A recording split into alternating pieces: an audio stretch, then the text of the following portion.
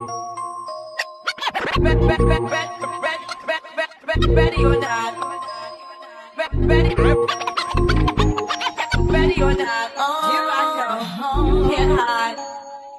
Gonna find you and then yo. I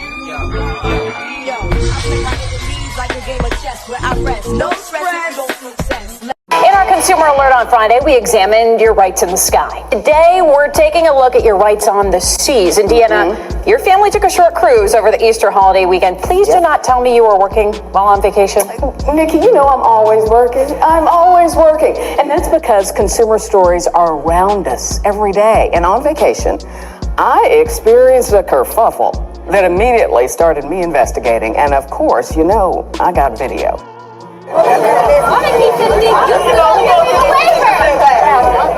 There are facts that are without question. The earth is round. The sun rises in the east. And this woman is determined. For almost an hour, the ferry operator asked her to get off the boat, but she would not move. We had to go! All here bought a ticket for an excursion to a private Bahamian island on the Carnival Cruise Line's app, and were later given tickets on the ship. On the day of the excursion, Carnival agents were supposed to take our tickets, ask us to sign a waiver, and give each of us a wristband before boarding the ferry. Everybody got wristbands. No woman, no wristband. That's right. This woman had no wristband, and the third-party ferry operator said, no wristband, no go.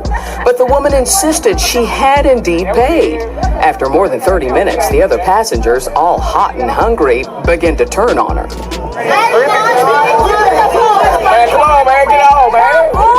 Finally, an officer tried to convince her to get off the boat and seek reimbursement from Carnival. She refused. Another officer was called, and she clearly meant business. But the passenger insisted Carnival had proof of payment.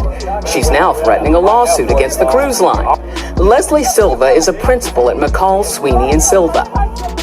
When you buy the ticket and you have entered into a contractual agreement with the cruise line, are you in most cases signing away your right to a jury trial? You are, unless it's in an extreme case of a bodily injury, then you are bound to go to arbitration with them. I pulled up Carnival Cruise Line's 20-page terms and conditions statement. It mentions the word arbitration 19 times. But the question remains, had this woman actually bought a ticket, signed the waiver, and not been given a wristband?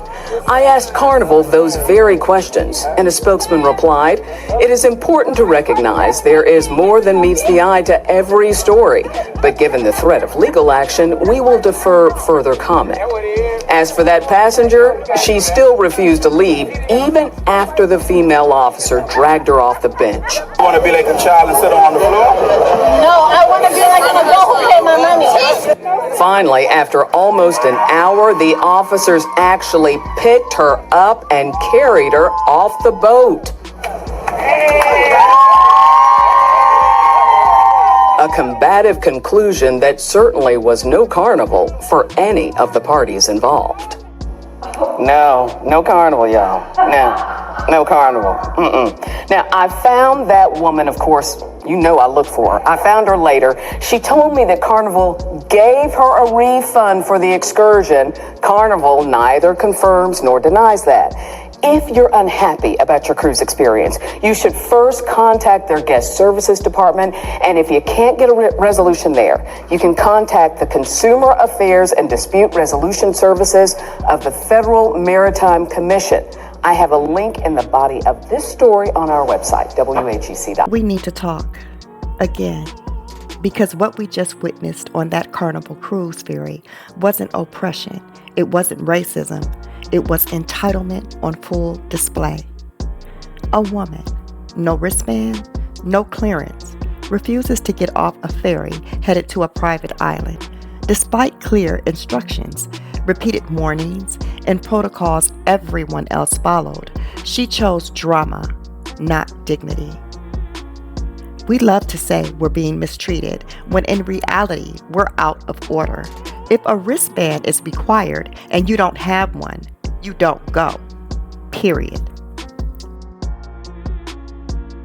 This woman didn't just escalate, she performed loudly, publicly. This wasn't a moment of empowerment, it was a meltdown, and she made her son witness it all.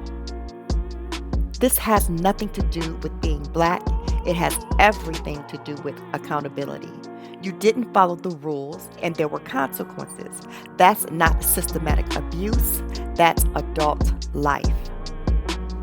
Millions of people manage to enjoy vacations without turning the entire boat into a courtroom. So why is it that every time someone is held accountable, we reach for the race card like it's a shield from reality? There is a growing number of black women who mistake confrontation for strength and disruption for dignity.